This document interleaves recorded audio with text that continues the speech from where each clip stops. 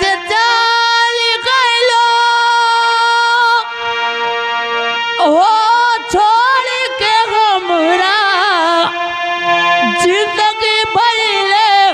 सुनसान हो ओ जा रे चंदा ले आवा खबरिया कैसन बाड़ो मोरी जान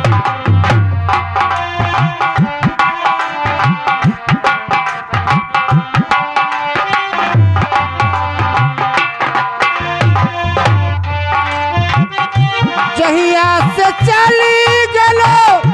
छोड़ी के हमके जिंदगी भइल सुनसान हो जा रे चंदा ले आवा खबरिया जा रे चंदा ले आवा खबरिया कैसन बहनी मोर रान हो ओ चंदा कैसन बहनी मोर रान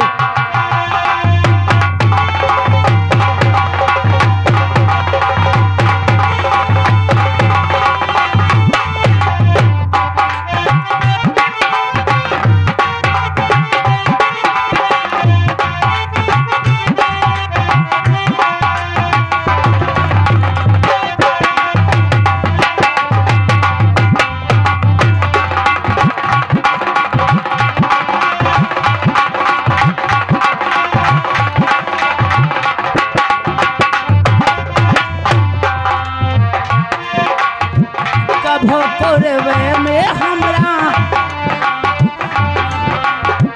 कभो कोरवे में हमरा राहत रहली छड़े भर जुदाई ना साहत अब तो हमारा जिया देख ले सुरतिया रतिया होए है बहुत परेशान रे जा रे चंदा ले आवा खबरिया जा रे चंदा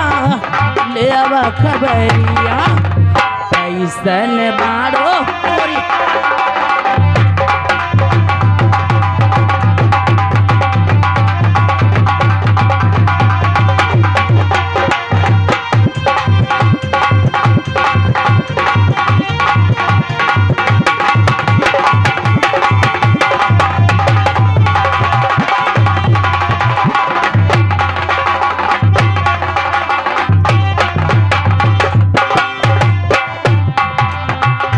हेलो ये आगे हमारे माननीय राजेश पंपापुर के निवासी उनकी तरफ से 10 रुपया शानदार इनाम आ रहा है। पार्टी की तरफ से लाख लाख धन्यवाद। मैं भी धन्यवाद दे रही हूँ और उनको अपना दिल भी दे रही हूँ उनको अपना दिल भी दे रही हूँ और उन्हीं के साथ जा रही हूँ। दिल दिल ए